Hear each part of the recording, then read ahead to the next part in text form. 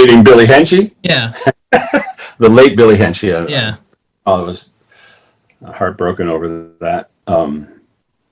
But well, it was like, hell, Dino, Desi, and Billy. Well, Yeah. that guy, he had a little Dino Ferrari. He was going to UCLA at the same time, also, and he was hot off of his stuff. But there was a passage of time, Okay. between when we got together and I had actual demos. Okay. I mean, he saw me in that bad band that I was talking, in my, Yeah. just after college and after, where we were doing King of the Road a cappella, at parties, and there people, sorority party, and people coming up and say, "Are you guys serious?"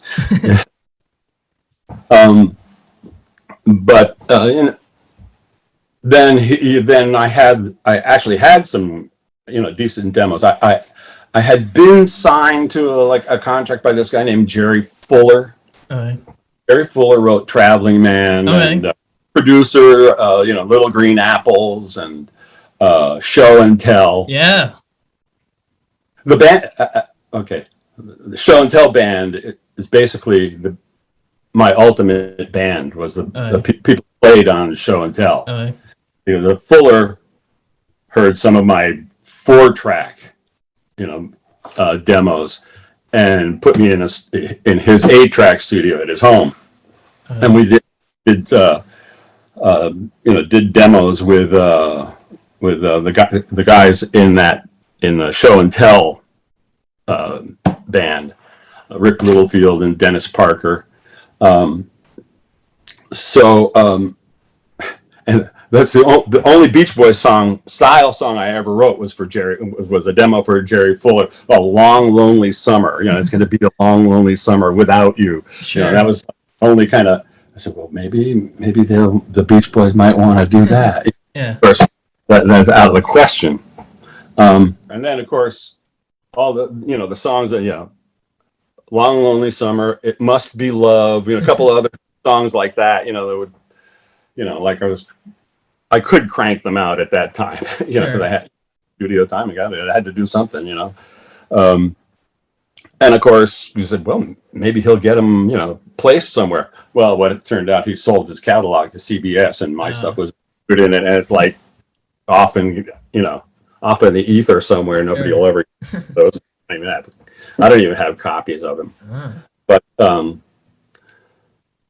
working with those guys, the Fuller place, then we got into an 8-track studio. It was like, studio, wow. Instead of like a TAC 4-track where you had to bounce things back and forth, it was a really process, and then the tape would break. So I had some decent demos, which I think it did include another song of mine called Hot Night in a Cold Town, which was covered by John Mellencamp. Yeah. On one of his early albums when he was still John Cooper. Yeah. Instead of Don. One of his 1 million names. Anyhow, so finally, Billy kept after me to take demos to Carl, and I don't waste, because it was my material was not Beach Boys stuff. Yeah. It was very personal and in my style, whatever that that would be. Yeah. But and finally Annie, Billy recruited Annie Wilson, who was then married to Carl. And I said, okay, here, go ahead, and I could not have been more shocked, when they called me and said, oh, he really loves that stuff. Wow. Up to the house. That was something. And so then I did, and I said, well, what are we doing? Yeah. Well, he wasn't going to cover any of those songs. Sure. Liked them a lot, and he wanted to write together, and that's what we did. I want to.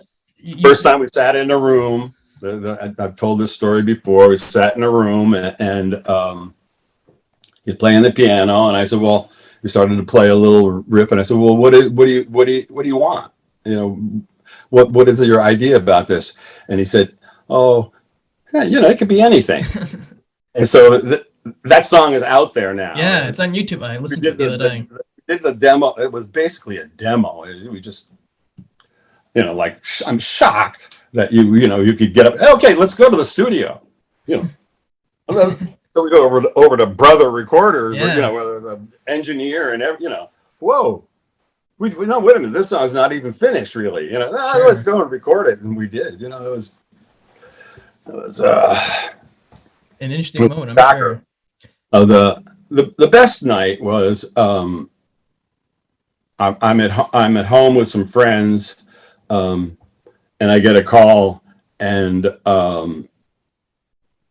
Carl's out at Caribou, and said, "Here, come on out.